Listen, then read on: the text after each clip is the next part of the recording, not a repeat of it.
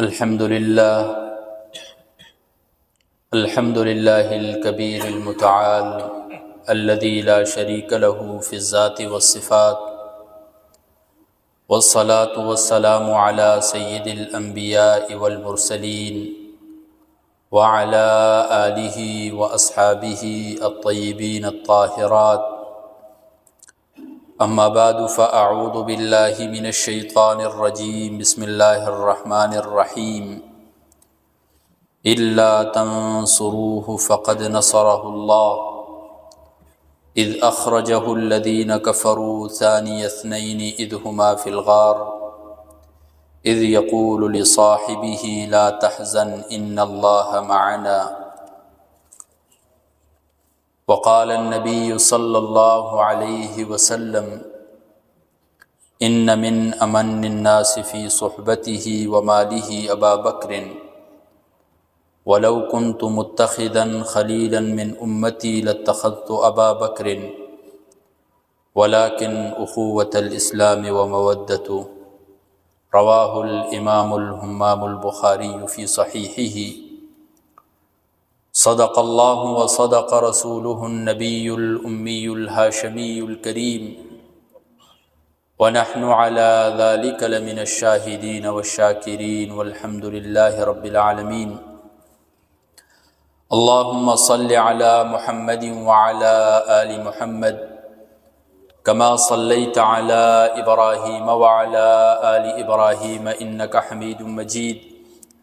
اللهم بارك على محمد وعلى آل محمد كما باركت على إبراهيم وعلى آل إبراهيم إنك حميد مجيد. میرے انتہائی قابل قدر، قابل عزت بھائیوں، دوستوں، بزرگوں، نوجوان ساتھیوں، اور میری معززہ، موقرہ، با حیا، با پردہ ماؤں بہنوں، جمادی الثانی کا مہینہ رواں دواں ہے. اسی مہینے کی مناسبت سے میں آپ حضرات کے سامنے چند گزارشات کروں گا. اللہ رب العزت سے دعا ہے کہ اللہ رب العزت مجھے حق سچ کہنے کی توفیق عطا فرمائے، پھر ہم سب کو اس پر عمل کرنے کی توفیق عطا فرمائے. میرے بھائیوں، دوستوں، بزرگوں، اللہ رب العزت نے تمام انسانیت کی روحوں کو اکٹھا جمع کیا اور پھر ان سے خطاب کیا، الست بربکم، کیا میں تمہارا رب نہیں ہوں؟ جسے قرآن و حدیث میں عہد الست کہا جاتا ہے. اللہ رب العزت نے ہم سے ایک وعدہ لیا. کس چیز پر وعدہ لیا؟ وہاں پر تمام لوگوں کو جمع کیا تھا اور ذرات کی مانند تھی. تمام جتنے بھی لوگ گزر چکے ہیں یا موجود ہیں یا قیامت تک آئیں گے، تمام لوگوں کو اکٹھا جمع کیا تھا. ایک ہی وعدہ لیا تھا، الست بربکم، کیا میں تمہارا رب نہیں ہوں؟ تو وہاں پر ہم سب نے یہ جواب دیا تھا کہ بلا، بے شک آپ ہمارے رب ہیں. رفتہ رفتہ جیسے جیسے انسانیت آگے ترقی کی طرف جاتی رہی، رب تعالیٰ کی معرفت کھو بیٹھی، اللہ تبارک و تعالیٰ کی پہچان کو چھوڑنے لگ گئی. تو اللہ رب العزت نے اپنی پہچان کے لیے انبیاء علیہم السلام کا سلسلہ شروع فرمایا، جس کی ابتدا حضرت آدم علیہ السلام سے ہوئی اور جس کی انتہا اور آخری کڑی جو ہیں وہ رسول اللہ صلی اللہ علیہ وسلم ہیں. رسول اللہ صلی اللہ علیہ وسلم کو اللہ تبارک و تعالیٰ نے بہترین شاگرد عطا کیے.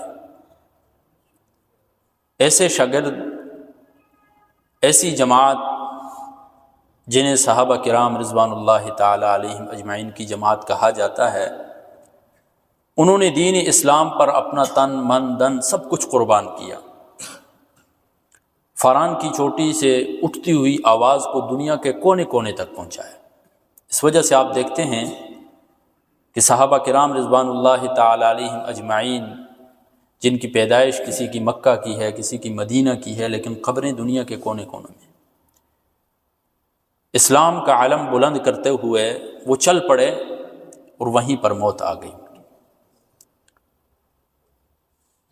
تمام صحابہ کرام رضوان اللہ تعالی علیہم اجمعین کی فضائل اپنی جگہ ہیں، لیکن ان میں بعض ایسی ہستیاں ہیں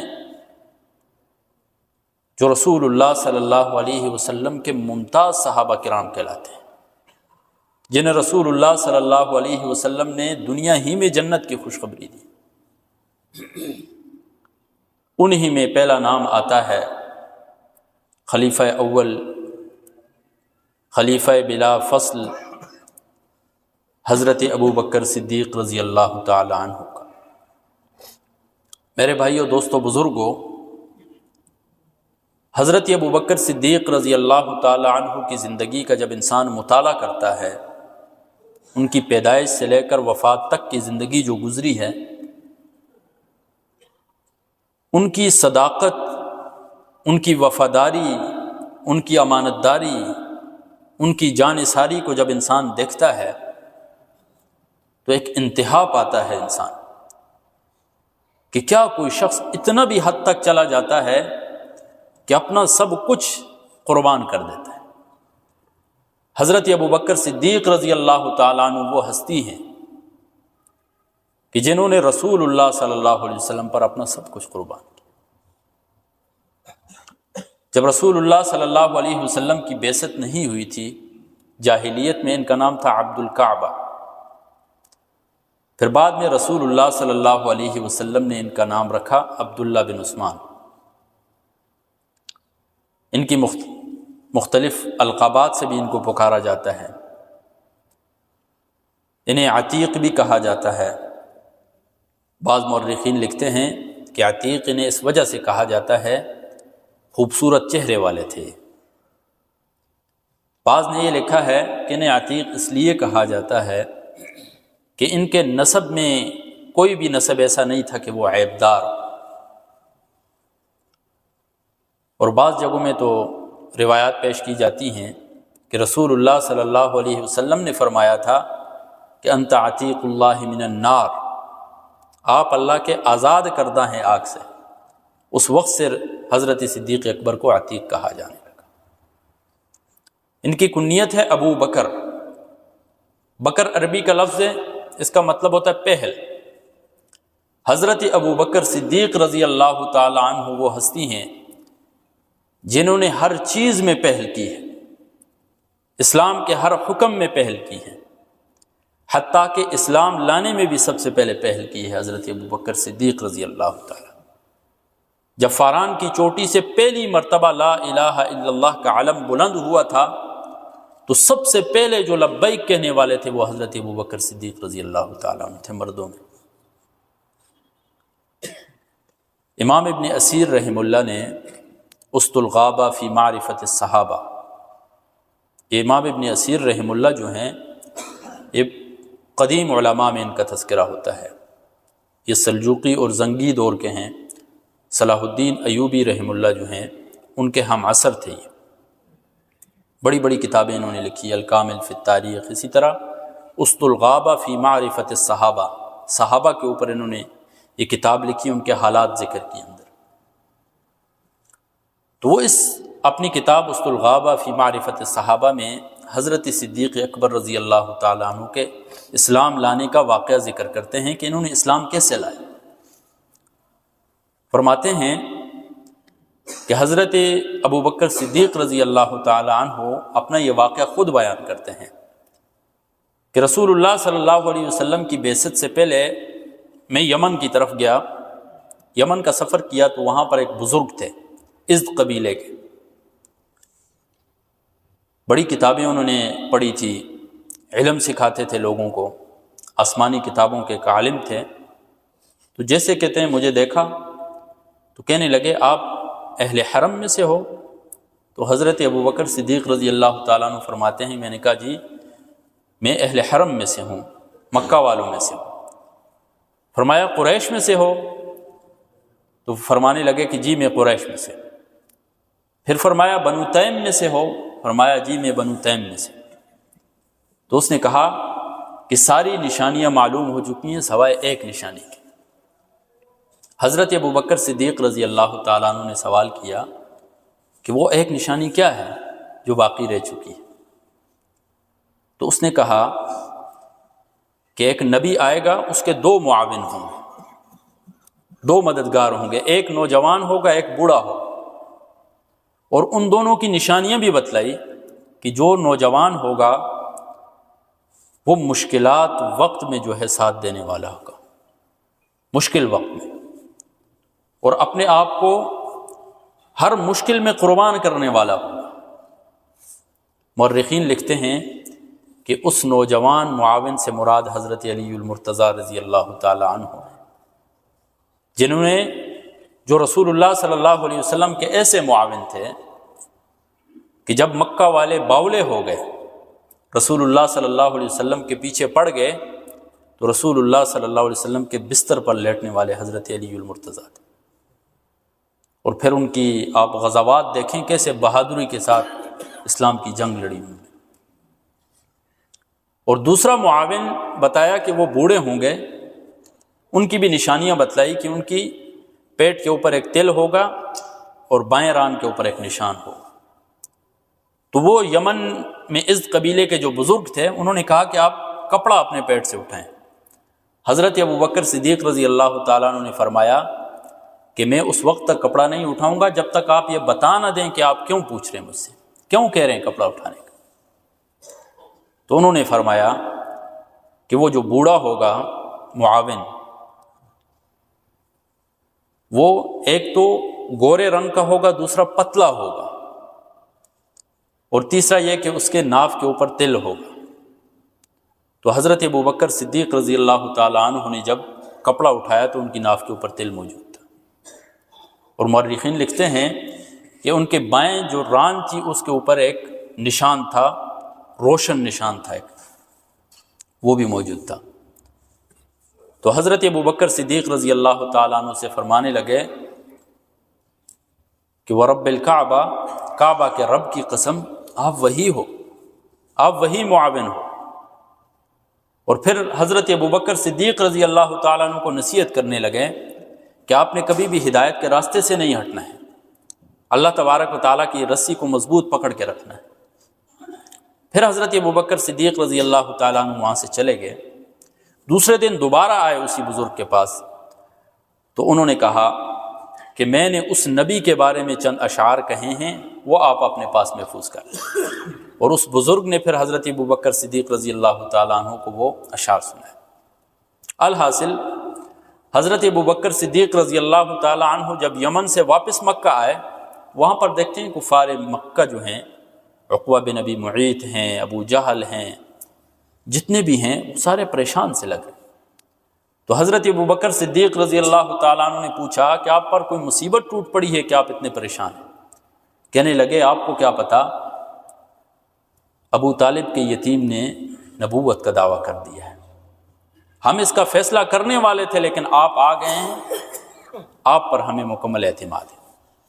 حضرت ابوبکر صدیق رضی اللہ تعالی عنہ فرماتے ہیں کہ میں نے احسن طریقے سے انہیں الگ کیا، اور پھر رسول اللہ صلی اللہ علیہ وسلم کے بارے میں پوچھا کہ وہ کہاں ہیں، تو مجھے بتایا گیا کہ وہ حضرت خدیجۃ الکبریٰ رضی اللہ تعالی عنہا کے گھر میں ہیں۔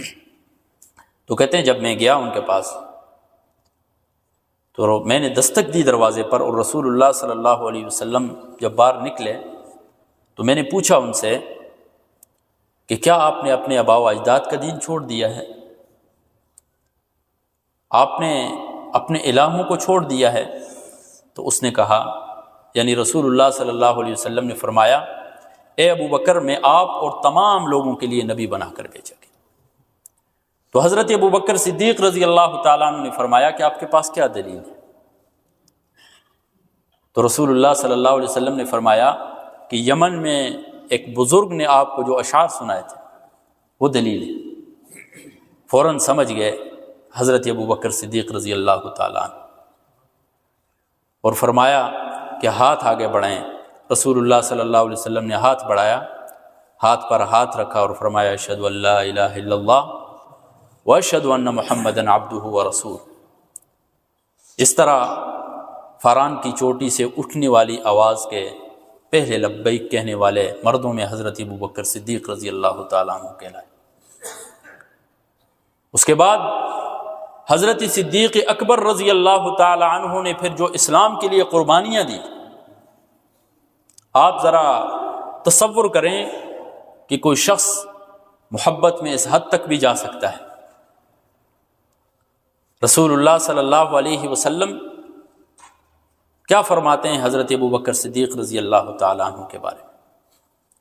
ایک دفعہ کیا ہوا، صحابہ کرام رضوان اللہ تعالیٰ علیہم اجمعین کی جماعت بیٹھی ہوئی ہے، رسول اللہ صلی اللہ علیہ وسلم بھی بیٹھے ہوئے ہیں۔ فرمائے من اصبح منکم اليوم صائما، آج کس نے روزہ رکھا ہے؟ حضرت ابوبکر صدیق رضی اللہ تعالیٰ عنہ کھڑے ہوئے اور فرمایا انا، میں نے رکھا ہے۔ رسول اللہ صلی اللہ علیہ وسلم نے پھر فرمایا فمن تبع منکم اليوم جنازۃ، آج جنازے کے پیچھے کون چلا ہے؟ حضرت ابوبکر صدیق رضی اللہ تعالیٰ عنہ کھڑے ہوئے اور فرمایا میں۔ رسول اللہ صلی اللہ علیہ وسلم نے پھر سوال کیا فمن اطعم اليوم مسکینا، آج کے دن مسکین کو کھانا کس نے کھلایا؟ حضرت ابوبکر صدیق رضی اللہ تعالیٰ عنہ کھڑے ہوئے اور فرمایا میں نے یا رسول اللہ۔ رسول اللہ صلی اللہ علیہ وسلم نے پھر سوال کیا فمن عاد منکم اليوم مریضا، آج کے دن کسی مریض کی عادت کس نے کی ہے؟ حضرت ابوبکر صدیق رضی اللہ تعالیٰ عنہ کھڑے ہو گئے اور فرمایا کہ میں نے کیا یا رسول اللہ۔ تو رسول اللہ صلی اللہ علیہ وسلم تمام صحابہ سے مخاطب ہوئے اور فرمایا، کیا فرماتے ہیں اللہ کے رسول صلی اللہ علیہ وسلم؟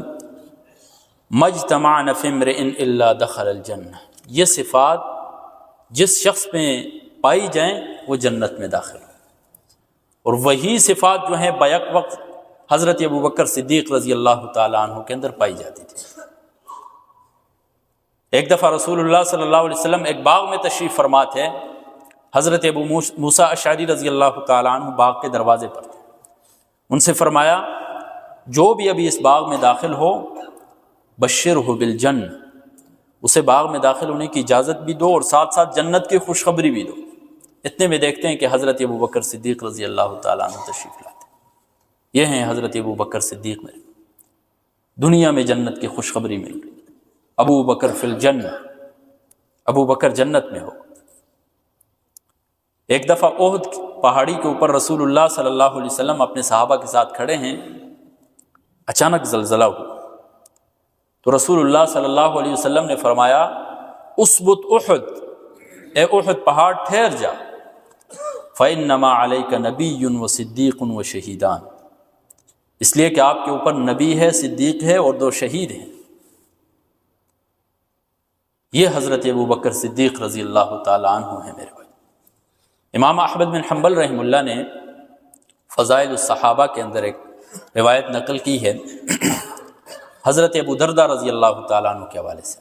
حضرت ابو دردہ رضی اللہ تعالیٰ عنہ فرماتے ہیں رآنی النبی صلی اللہ علیہ وسلم، نبی صلی اللہ علیہ وسلم نے مجھے دیکھا کہ میں حضرت ابوبکر سے آگے چل رہا، تو رسول اللہ صلی اللہ علیہ وسلم نے مجھے روک کر فرمایا آپ اس شخص سے آگے کیوں چل رہے ہیں جو آپ سے بہت بہتر ہے؟ ان کو روکا وہاں پر اور فرمایا کہ حضرت ابوبکر صدیق رضی اللہ تعالیٰ عنہ جو ہے ان ابا بکر خیر من طلعت الشمس وغربت، روئے زمین پر جن جن لوگوں پر سورج طلوع اور غروب ہوتا ہے، یعنی جو بھی روئے زمین پر زندہ لوگ ہیں ان سب میں سب سے افضل ترین جو ہیں وہ صدیق اکبر ہے۔ اس وجہ سے ہمارا عقیدہ ہے کہ انبیاء علیہم السلام کے بعد افضل البشر بعد الانبیاء، انبیاء کے بعد سب سے افضل ترین ہستی جو ہے وہ حضرت ابوبکر صدیق رضی اللہ تعالیٰ عنہ کی ہستی ہے، اور ان کی فضیلت کے لیے یہ بات ہی کافی ہے۔ سورۃ التوبہ کے اندر اللہ تبارک و تعالی رسول اللہ صلی اللہ علیہ وسلم کے حوالے سے فرماتے ہیں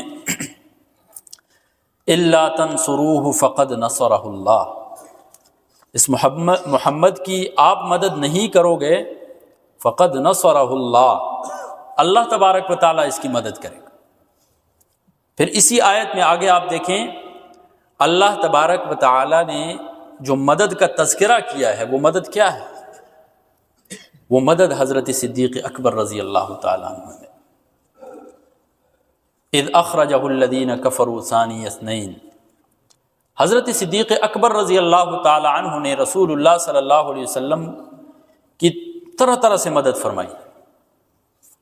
سب سے پہلی مدد تصدیق بلا تردد، بغیر کسی شک و شبہ کے رسول اللہ صلی اللہ علیہ وسلم کی تصدیق کی۔ رسول اللہ صلی اللہ علیہ وسلم فرماتے ہیں ما کلمت فی الاسلام الا ابا علیہ، میں نے جب بھی کسی سے اسلام کے حوالے سے بات کی تو انہوں نے انکار کیا یا یہ کہا کہ میں سوچوں گا پھر اسلام لوں۔ الا ابن ابی قحافہ، مگر ابن قحافہ کا بیٹا، جب میں نے اس پر اسلام پیش کیا الا قبلہ واستقام علیہ، فوراً قبول کیا اور اس پر قائم و دائم رہے۔ یہ صدیق اکبر رضی اللہ تعالیٰ عنہ میرے بھائی۔ ایک دفعہ صحابہ کرام رضوان اللہ تعالیٰ علیہم اجمعین کسی معاملے میں حضرت ابوبکر صدیق رضی اللہ تعالیٰ عنہ سے بحث کر رہے تھے۔ اتنے میں رسول اللہ صلی اللہ علیہ وسلم تشریف لائے اور فرمایا حل تارکو لی صاحبی، کیا آپ میرے دوست کو میرے لیے چھوڑ سکتے ہو؟ اس لیے کہ جب سب انکار کر رہے تھے حضرت ابوبکر اقرار کر رہے تھے اس وقت، یہ میرے صاحب ہیں۔ جب رسول اللہ صلی اللہ علیہ وسلم معراج پر تشریف لے گئے، اپنی پھوپھی ام ہانی کے گھر میں تھے، جبرائیل امین چھت کی طرف سے آئے، سواری براق جو گھوڑے سے چھوٹی خچر سے بڑی اس پر بٹھایا، شام کا سفر کیا، وہاں سے پھر آسمانوں کا سفر ہوا، پہلا آسمان، دوسرا آسمان، ساتوں آسمانوں کو عبور کیا، پھر اللہ رب العزت سے ہم کلام ہوا ایک لمحے کے اندر رات کے، اور یہ خواب نہیں بلکہ حقیقت میں۔ تو وہاں پر رسول اللہ صلی اللہ علیہ وسلم نے حضرت جبرائیل امین سے پوچھا ان قومی لا یصدقوننی، میری قوم تو میری تصدیق نہیں کرے گی کہ کیا کیسے یہ ممکن ہے کہ ایک شخص ایک رات کے لمحے میں مکہ سے میلوں سفر کر کے شام جائے، وہاں سے پھر آسمانوں کا سفر کرے اور اس لمحے میں واپس بھی آ جائے، یہ ممکن نہیں ہے۔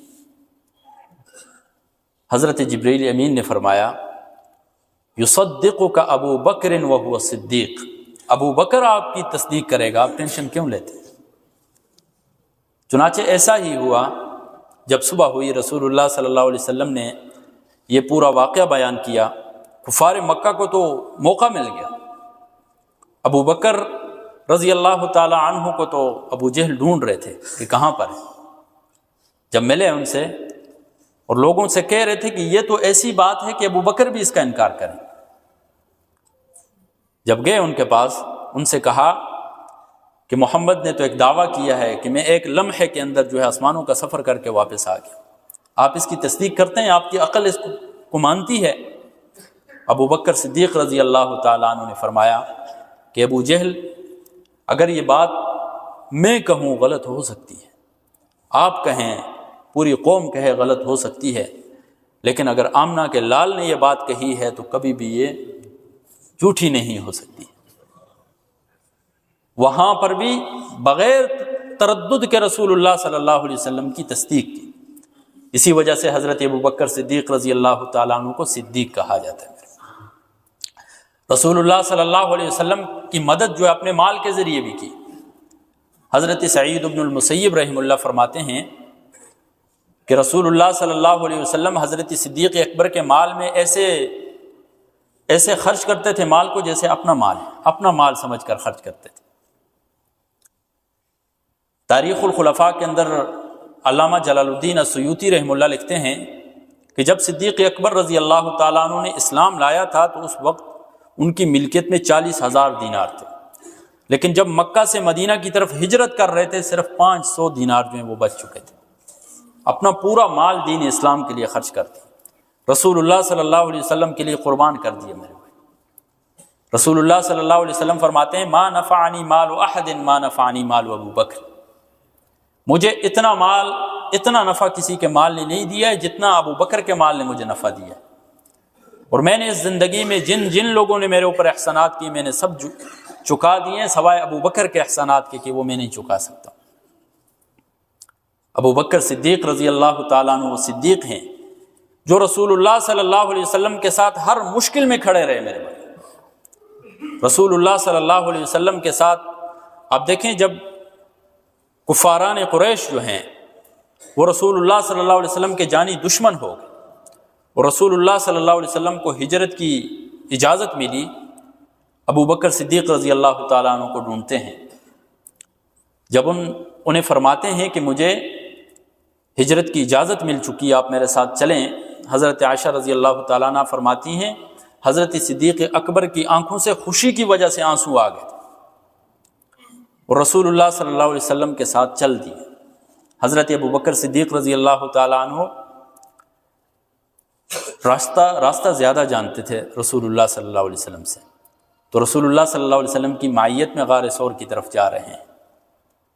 علامہ ابن قیم الجوزی رحمہ اللہ لکھتے ہیں کہ راستے میں چلتے ہوئے حضرت صدیق اکبر کبھی دائیں جانب ہو رہے ہیں، کبھی بائیں جانب ہو رہے ہیں، کبھی آگے ہو رہے ہیں، کبھی پیچھے ہو رہے ہیں۔ ان سے پوچھا گیا کہ آپ اس طرح کیوں کر رہے تھے؟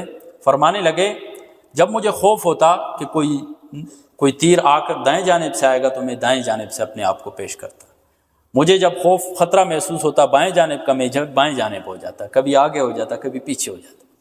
ایک حد تک چلتے ہیں، پھر رسول اللہ صلی اللہ علیہ وسلم کو اپنے کندھوں پر اٹھا لیتے ہیں اور غار ثور کی طرف چل پڑتے ہیں۔ کفاران قریش نے ایک کھوجی بلایا کہ جو قدموں کے نشانات ہیں ان کو دیکھ کر ڈھونڈا جائے۔ وہ کھوجی دیکھ رہا ہے کہ ایک حد تک تو 2 بندوں کے قدم لگے ہوئے، لیکن اس حد کے بعد ایک بندے کے قدم نظر آ رہے۔ ابو جہل پاس کھڑے تھے، کہنے لگے میرا دل کہتا ہے کہ یہاں تک دونوں پیادل چلے ہوں گے، یہاں سے صدیق اکبر نے جو ہے رسول اللہ صلی اللہ علیہ وسلم کو ضرور اپنے کندھوں پر اٹھا لیا۔ یہ حضرت صدیق اکبر تھے میرے بھائی، جنہوں نے اپنا جان، مال، اولاد سارا کچھ قربان کر دیا دین اسلام کے لیے، اور غار ثور میں اپنی بیٹی کی ڈیوٹی لگا دی کہ جب اندھیرا چھا جائے تو روٹیاں بنا کر لائے۔ اپنے غلام کی ڈیوٹی لگا دی کہ وہ بکریاں چراتے چراتے شام کے ٹائم میں غار ثور کے قریب کر دے تاکہ رسول اللہ صلی اللہ علیہ وسلم کو تازہ دودھ پلایا جائے۔ یہ تھے ابو بکر صدیق رضی اللہ تعالی۔ رسول اللہ صلی اللہ علیہ وسلم کے 2 صاحب گزرے ہیں، ایک جبرائیل امین، آسمانوں میں جبریل امین اور زمین پر حضرت صدیق اکبر، اور رسول اللہ صلی اللہ علیہ وسلم کے 2 تاریخی سفر بھی گزرے ہیں، ایک سفر معراج اور ایک سفر ہجرت۔ سفر معراج جو ہے یہ ایک اعزاز تھا، اور سفر ہجرت جو ہے یہ ایک امتحان تھا میرے۔ سفر معراج جو ہے وہ 1 لمحے پر رات کے مشتمل تھا، اور سفر ہجرت جو ہے یہ کئی راتوں پر مشتمل تھا۔ سفر معراج میں راحتیں تھیں، اور سفر ہجرت میں جو ہیں وہ مشکلات تھی۔ کئی راتوں پر مشکلات سے دوچار ہوتے رسول اللہ صلی اللہ علیہ وسلم کے ساتھ حضرت صدیق اکبر، لیکن ایک ایسا موقع آتا ہے کہ وہاں پر حضرت صدیق اکبر بھی جبرائیل امین سے بازی لے جاتے ہیں۔ جب آسمانوں کا سفر کرتے ہیں رسول اللہ صلی اللہ علیہ وسلم، ایک حد تک جاتے ہیں سدرۃ المنتہا سے آگے، تو وہاں پر جبرائیل امین ان کا ساتھ چھوڑ دیتے ہیں۔ لیکن سفر ہجرت میں کوئی ایسا موقع نہیں آیا کہ حضرت صدیق اکبر نے رسول اللہ صلی اللہ علیہ وسلم کا ساتھ چھوڑا۔ اسی وجہ سے انہیں صاحب کہا گیا ہے، اور صاحب اس ساتھی کو کہتے ہیں جو مرتے دم تک ساتھ تھے۔ اسی وجہ سے قرآن مجید میں بیوی کو صاحبہ کہا گیا، اور حقیقی بیوی بھی وہی ہے جو اپنے شوہر کا ہر طرح کے حالات میں ساتھ دیتی ہے۔ تو حضرت صدیق اکبر رضی اللہ تعالی عنہ وہ صدیق اکبر ہیں جنہوں نے اسلام لانے کے بعد رسول اللہ صلی اللہ علیہ وسلم کے لیے اپنا جان مال اولاد سب کچھ قربان کر دیا، اور 22 جمادی الثانی کو حضرت صدیق اکبر رضی اللہ تعالی عنہ اس دنیا فانی سے رحلت فرما گئے۔ اللہ تبارک و تعالی ہمیں صحابہ کرام رضوان اللہ تعالی علیہم اجمعین کے نقش قدم پر چلنے کی توفیق عطا فرمائے۔